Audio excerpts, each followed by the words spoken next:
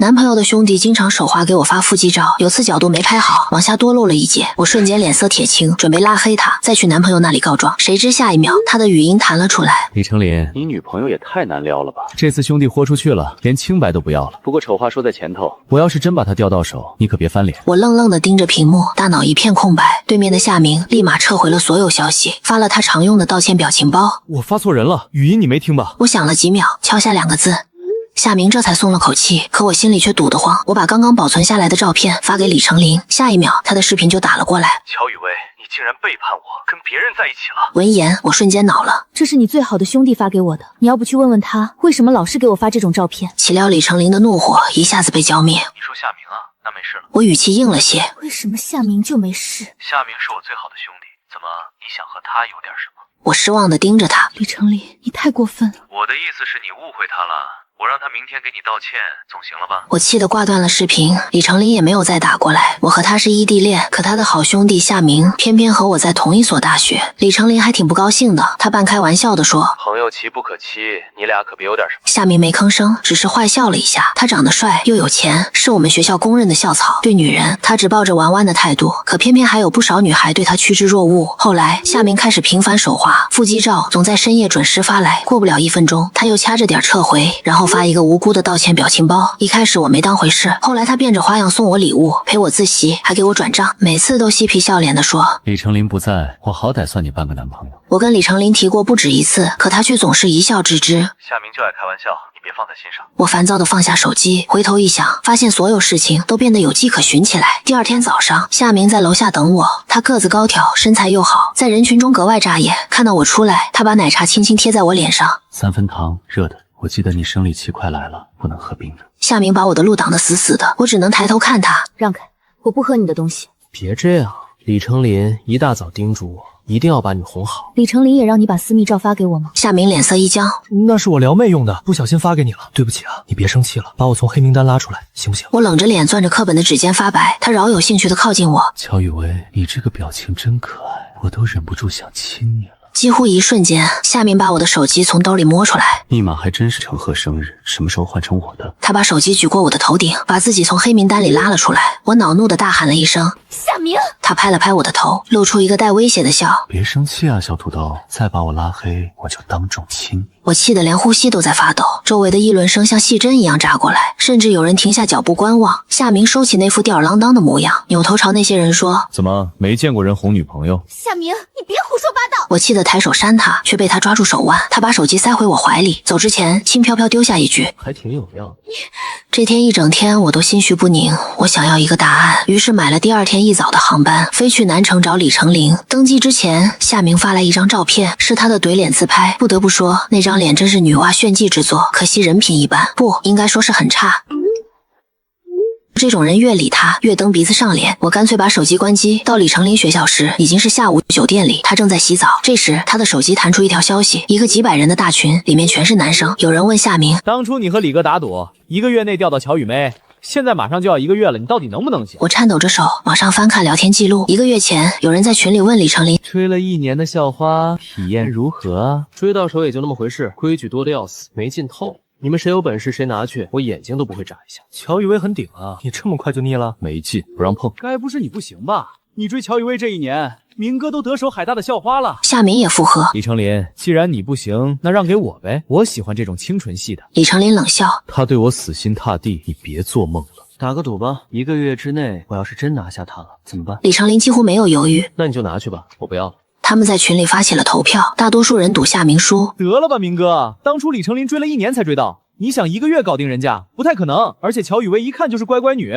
不可能被你哄走的。李成林也压了夏明输，他扬言：“我们家乖乖女看不上。”此刻窗外一声惊雷炸响，我的心也跟着颤抖破碎。离1个月赌约还剩5天，我申请了留学交换。老师担心地问我：“出国的学费不少，你负担得起吗？”以前不能，现在却有把握。这场赌局的输赢本来就掌握在我手里，不过是试了一场练，从渣男手里捞点钱，换一个出国镀金的机会，对普通人来说太值了。李成林洗完澡出来时，我坐在床头：“薇薇，我可不可以？”我扭过头，淡淡回了一句：“我来那个。李成林觉得没劲，转身去阳台抽烟。他在群里发消息说，乔雨薇来我这儿了，下午刚到。夏明几乎秒回。我说怎么没见到他？等我，立马飞过来。此刻群里有的人发现了不对劲，这个叫乔乔的兄弟是谁？压夏明赢的，我怎么没见过？不会是暗恋乔雨薇的吧？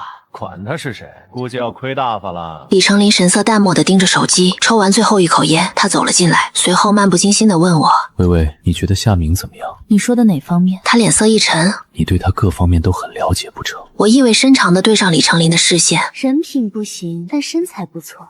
乔雨薇，你看上他了？他那么喜欢给我发腹肌照，我总得学会欣赏吧。哦，对了，不止腹肌。不许提他，我才是你的男朋友。是吗？夏明说他算得上我半个男朋友。李成林眼尾发红，掐着我的腰，伸手要解我的衣扣。下一刻，只听啪的一声脆响，巴掌落在李成林脸上。我骂道：“你混蛋！”他咬紧了后槽牙，停下了手里的动作。乔雨薇，从来没有人敢打我。他脱力地倒在床上，紧紧搂住我。你以前从不会生我气。半夜有人敲响了房门，夏明风尘仆仆地出现在门外。李成林没有让他进来。你来干什么？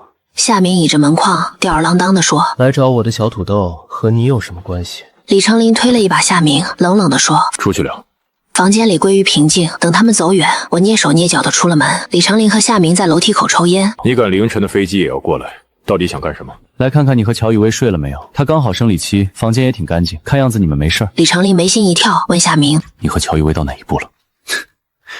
什么都没发生。怎么，舍不得了？还是没把握了？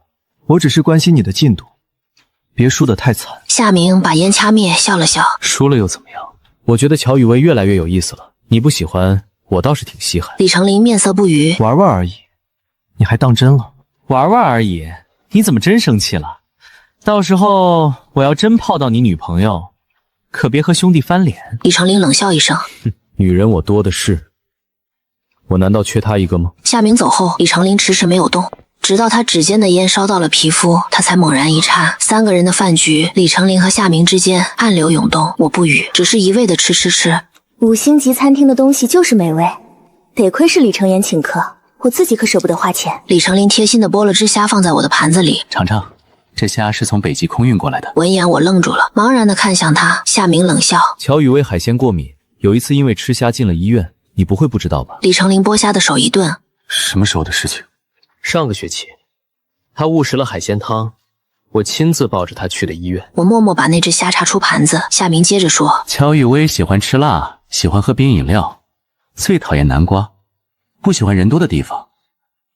这些你不会都不知道吧？”三言两语充满了挑衅。李成林脸色越来越黑。哦，对了，不少人都传我们两个是情侣，说我们两个特别般配。夏明把最后几个字咬得很重，我放下刀叉，把手放在李成林手背上，他紧绷的身体忽然放松。再般配，我和李承谦才是真情侣，对吧？李成林看向我，我露出一个大方的笑容，他微微勾唇。是啊，夏明从小就喜欢觊觎我的一切，只可惜从来没有成功过，不管是东西还是人。离1个月结束还有3天，群里很热闹。他们说李成林赢定了，李成林不差钱，他只喜欢掌控一切的感觉。心情变好后，他看我很顺眼，带我去商场里买东西，名贵的手表包包，只要我撒个娇，他就立马刷卡。薇薇，你要是一直这样该多好。原来李成林喜欢这样的导购员，把我带到了试衣间，裙子的拉链在后背，我伸手去够，一只大手猛地扣住我的腰，暧昧地把拉链拉到了顶上。巨大的镜子里出现一个熟悉的身影。夏明，你疯了吗？闯女更衣室！我被扣住双手，夏明的胸膛紧紧贴着我。你对李成英笑得这么开心？他是我男朋友，我不对他笑，难不成对你笑？夏明无话可说，在我颈间落下细密的吻，我用力咬住他的耳朵，他吃痛放开手，我从更衣室匆忙逃了出来。李成林走了过来，目光落在我的脖子上。更衣室里有蚊子。我点了点头，把手放进他的掌心。是，不买了，我们回去吧。买了上百万的奢侈品，李成林还给了我一张卡，足够了。李成林之前每次洗完澡都会裹着浴袍出来，而这次他只在腰间围了浴巾。我第一次直面他的身材，不比夏明差。抛开人品不论，他们的身材长相都算得上万里挑一。这样顶级的男人浪费了实在可惜。从前我对李成林是走心的，现在却觉得还不如走肾。我仰头勾唇一笑。李承谦，我生理期推迟了。他浑身一抖，一夜未眠。等醒来，已经是第二天下午。李成林不在房间，我点开手机，李成林在群里说：“哥们今天高兴，等赢了，请你们到游艇上玩3天3夜，到时候让你们见见乔允薇。”其他人调侃道：“带过去让兄弟们玩吗？”李成林直言不讳：“能玩到算你的本事。”这一夜发生了什么？乔雨薇不会主动现身了吧？夏明发话：“现个屁！他生理期。”李成林发了个欠揍的表情包，我笑了笑：“玩吧，玩得越热闹越好。”李成林推门进来，整个人异常开心。微微，想去游艇玩吗？他坐到我的床边，笑着刮我的鼻梁。等过几天我带你去玩，很多朋友都想见见你。我勾起一抹笑。好啊。最后一天，眼看夏明就要输了，有人提议李成林放水，李成林也是慷慨道：“成啊，如果今天你能追到他，就算你赢。”我操，玩这么大，等着看好戏吧。夏明人呢？他不会怂了吧？李成林笑着掐我的脸：“微微，你真好。”我对他温柔一笑。夏明刚刚约我出去，你说我去不去？他眯起眼睛审视着我，良久后才开口：“去吧，不就一个夏明吗？”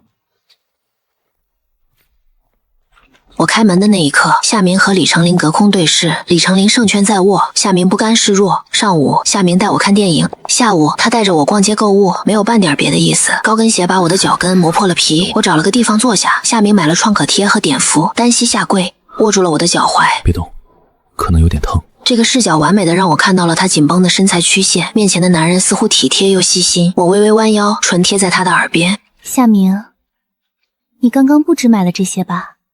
是不是还买了小雨伞？”他手上的动作一致，只是笑了笑：“今晚和我走好不好？”我光着脚把昂贵的高跟鞋丢进了垃圾桶，不合脚的鞋子丢了就是，我得回去找李成林了。夏明舔了舔虎牙，露出一个认命的表情。所有人都在等，看我究竟会不会回酒店。直到李成林在群里发消息，乔雨薇回来了。晚上李成林亲自下厨，我问他有什么值得高兴的事情吗？他意味深长地笑了笑：“赢了一个赌约。”赌什么？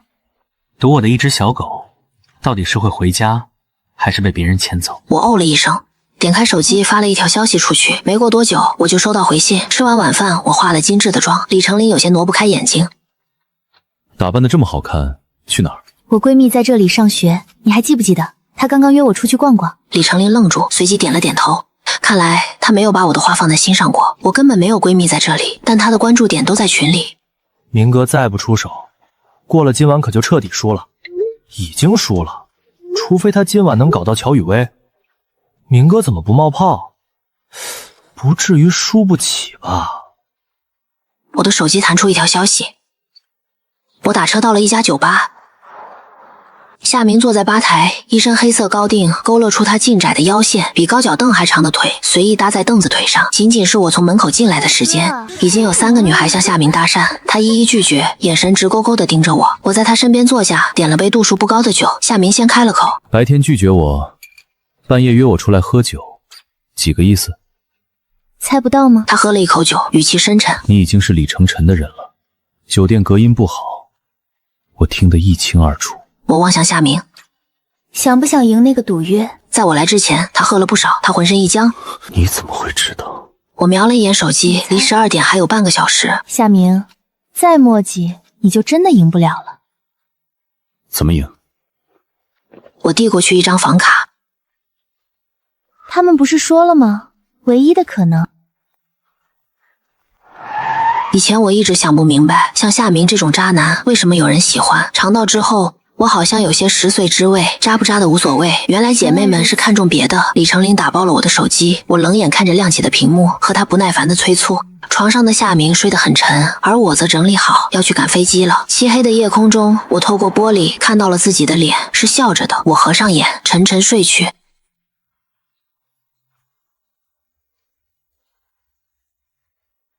飞机落地时已经是早晨，有人在群里发了消息：没来港口的兄弟都别来了，李成林和夏明打起来，哥几个正劝架呢。怎么回事啊？他俩可是穿一条裤子长大的。还能因为什么？2个人赶到港口，开口就问乔雨薇在哪儿。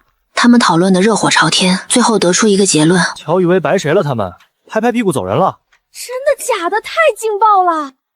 我嗤笑一声，总结的还挺到位。退群之前，我在群里冒了个泡，以乔乔的身份。这场游戏我玩得很开心，谢谢各位的捧场。尤其是李承倩和夏明，辛苦你们了。回校后，我向学校提交了一系列材料，老师很欣慰，他一直觉得我是个好苗子。当初就因为没钱，放弃过一个交换生的机会，我卖了手里所有的奢侈品。算一算，除去学费、生活费，还有富裕。没过几天，我妈给我打了一通电话。微微，我今天接到李成全的电话了，你们吵架了是不是？妈，我不知道该怎么告诉他前因后果，于是直说了重点。我们不是吵架了，感情不和，分手了。他一拍桌子，老娘早说过那小子是个薄情相，居然敢打我的电话，当着我的面说我女儿不好。我养了20多年的姑娘，我自己心里难道没数吗？我没忍住扬起嘴角。你不会骂他了吧？恶人先告状的一般都是渣男，老娘骂得他狗血淋头，让他以后不许去找你。消消气啊，妈，我正好和你说一个事儿，我准备出国了。去哪儿？去意大利吗？听说那里的流浪汉都是帅哥来着。妈，不是意大利，细节我以后告诉你吧。我挂了电话，抬头发现一个熟悉的身影朝我走来。李成林的手腕缠着很厚的纱布，夜深人静，路上只有我们两个。他声音有些抖：“乔雨薇，你要出国？和你无关。”我准备绕道走，却被李成林一把拉住。放手！我猛地挣脱束缚。李成林痛苦地捂住手腕，雪白的纱布渗出血。他抬眸，眼里满是红血丝。你和夏明的事情，我既往不咎。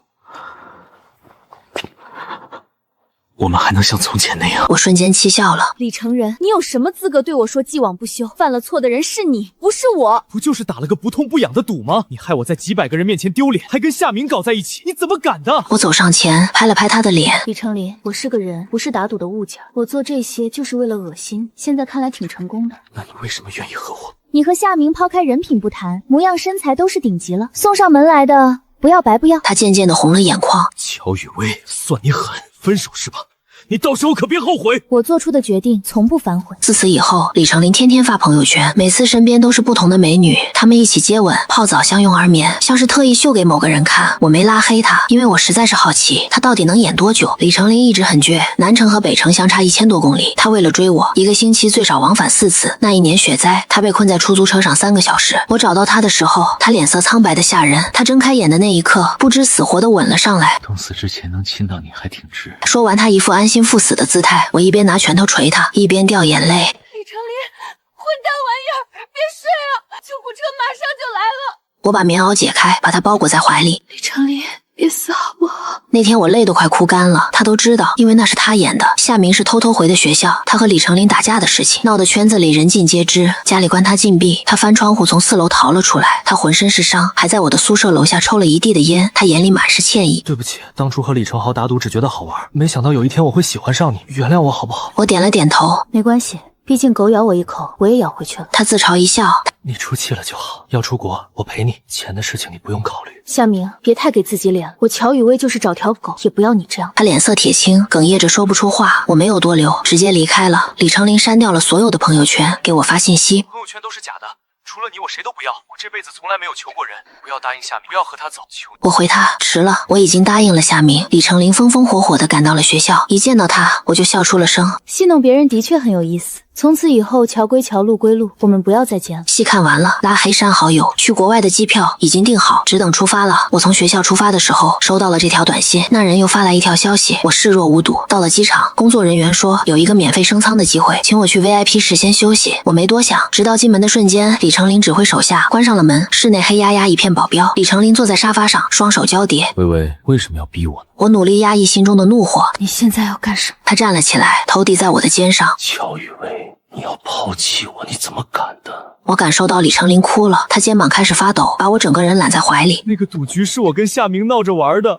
我就是好面子装样子，从没想过真把你当赌注。你打我也好，骂我也好，别离开我，别不要我。我推开了他，没有半点心软。垃圾而已，我不丢掉难道留着过年吗？李成林想强行扣人，我拿出放在口袋里的手机，上面一直保持和警方的通话。非法拘禁是要付出代价的，不会让李成林这样的人毁掉我的前途。VIP 室的门被撞开，我在帽子叔叔的护送下上了飞机。没过几天，国内的头条全是李成林，他被扣上警车，引起了不小的舆论。有一个网友把他扒了个底朝天，那些不堪入目的群聊被人举报曝光，他们成了人人喊打的过街老鼠。哦对了，那个网友就是我。我在国外的第一个圣诞是一个人过的。那天街上很冷，寒风卷着雪粒子打在窗户上。一个穿着单薄的男人坐在我家门口，他漫不经心地抽着烟，颓废不堪。李成仁，你来干什么？他抖掉身上的雪，苦笑。想你了，就想看看你过得好不好。可我不想看见你。话音刚落，他红了眼眶。我毫不留情地嘲讽他：那点脏水别在我面前流，我嫌脏。再不走我报警了。他慌了神。不要，不要，我就站在这里，绝对不打扰你，我就想陪你过一个圣诞。懒得和他废话，我进了屋后半夜，我听见了救护车的声音。李成林冻晕在大街上，这次他不是演的。台阶上的雪被划出一道道沟壑，连起来是我的名字，只不过最后一个字没写完，他就倒了。我静静地看着地上的字，进屋接了一盆热水，把门口的雪全浇化了。病床上的李成林慢慢睁开眼睛。微微，你还是放心不下我是吗？我帮你垫了医药费，放心不下钱而已。如果我没有和夏明打赌，我们之间会不会不一样？我深吸一口气，缓缓开口。我以前总在想，等你毕业，我们就一起租个小房子，不用太大，能放下一张床、一个书桌就好。早上我醒得早，就煮点粥，等你揉着眼睛从卧室出来，我就把剥好的鸡蛋递到你手里。周末我们不用赶时间，窝在沙发上看老电影。你喜欢动作片，我陪你看；我喜欢言情片，你也别嫌无聊。我还想过和你在一起一辈子，甚至偷偷查过南城的民政局，知道哪个时间段人少，不用排队。李成林的眼泪终于忍不住掉了下来。可这些幻想，从你在群里打出腻了2个字的时候就碎了。程林，我曾经幻想的未来里全是你，可现在我的未来里已经没有你。说完，我转身走出病房，没有回头，只听见他嘶哑的哭泣声。李成林和夏明闹掰的消息在圈子里传开了，两个人从两小无猜变成了水火不容。我不管走到哪儿，都有一道视线跟着，一回头，什么人都没看见。直到某天，我在拐弯的时候，迅速躲进墙角，一个人东张西望地追了过来。你到底是谁？那人僵硬地转过头，摘下口罩，是个陌生人。在询问下得知，这人是夏明派来的。他的手机里全是我的照片，上课时的背影，走在校园里的背影，就连我见了什么样的人，他都拍下来发给了夏明。回国那天，夏明在机场等我，我从口袋里拿出一沓照片，拍在了他的胸口。他弯下腰，一张一张把照片捡起来，我忍无可忍。闹够了吗，夏明？他抹掉照片上的灰尘，笑了笑。要不是李成涵阻碍，我早就亲自去找你了。我这些日子看着照片，底物思人。我绷着脸，不想理他。知道当初我为什么赶凌晨的飞机也要去南城吗？我第一次感觉到慌，一想到你和李成林在一起，我就受不了。你这么好，为什么不能是我的呢？其实那天在商场，我真的只买了创可贴，我是真的心疼你，哪怕输了，我也不想逼你做你不情愿的事情。乔雨薇，这场游戏你赢了，赢得漂亮。他嘴角露出不甘的笑容。我玩了这么多年，居然输给了你，真够讽刺。输？夏明，你在我这里从没上过牌桌。回到家时，我妈正窝在沙发上看综艺。宝贝，你终于回来了，我都想死你了。我妈一个飞扑抱住我，她笑着说道：在国外有没有钓到纯情小帅哥啊？妈，我去国外学习，哪有时间谈恋爱？你是不知道，李成磊和夏明把双方家里的关系都闹僵了，那股票跌得特别厉害。我妈除了爱看电视，最大的爱好就是八卦。我无奈地笑了。他们两个的事情和我没关系了。我听说你把他们两个白睡了，真的假的？妈，好好好，不问就是了。吃饭吃饭。此刻有人敲响了我家的门，我赶过去开门时，只见门口放了一束花，里面夹着一个红包，上面写着迟来的新年祝福，是李成林的字体。什么人敲门啊，宝贝儿？我妈在屋里问。没什么，有一个快递送错了。后来圈子里都说李成林和夏明拥有同一个白月光，为了他，两个人在高速上追了尾，一个摔断了腿，一个差点瘫痪。我妈嗑着瓜子凑过来看了一眼，瞧瞧这两个祸害，真是作孽。还好我闺女跑得快，不然还得去医院伺候他们。是啊，差一点我就成了他们口中的笑话。回学校前夜，一个陌生号码打了过来，他不说话，只有沉沉的呼吸声。我心想，可能是谁家小孩贪玩打错了电话，要挂断的前一秒，那边传来熟悉的声音。微微，走之前还能见你一面吗？李成林，你的所有号码我都会拉黑，不要再打过来了。我挂了电话，从今以后再无交集。毕业那年，我的手机弹出教授的消息，我回了几句提几话，关掉对话框，推着行李箱走向出口。回家的路上，车窗外的街景飞速掠过，红绿灯路口，一个女孩拦住了出租车，她拉开车门，直接坐了进来，把我和司机吓了一跳。师傅，去南城大学多少钱我都出。司机挠着头，为难地说：小姑娘，我车上还有客人呢。我看见她抬起头，好看的脸上全是泪痕，于是我对司机说：没事，先送他吧。女孩看着手机，眼泪啪嗒啪嗒往下掉，后视镜里的她哭得颤抖。我恍惚想起几年前，也是在这条路上，我同样坐在她的位置，急切地去找李成林要一个答案。我递过去一包纸巾，就像递给当初的自己。车到南城大学，她向我道谢，匆匆下了车。我望着她的背影，突然觉得女孩大多都是勇敢的，几千公里的路，说赶就赶，爱得起也放得下。这小姑娘和你当初一样，是不是？我吃惊的笑了，缘分真是很巧妙的东西。司机多问了一嘴，你和你的男朋友还在一起吗？我摇摇头，早就是前男友了。那一次千里奔波，改变了我的人生轨迹，向前走，自有答案。到家时，饭菜香扑面而来，我妈忙着低汤夹菜，絮叨着小区琐事。整理行李时，我把国外实验室的照片摆在书桌旁边，贴上研究所工作牌。那些咬牙坚持的日子，早让我活成了想要的样子。朋友仍然在我面前说起李成林和夏明，我不觉得生气，每次都一笑而过。比起前任，我更关心明天实验室的数据；比起爱情，我更在乎前途。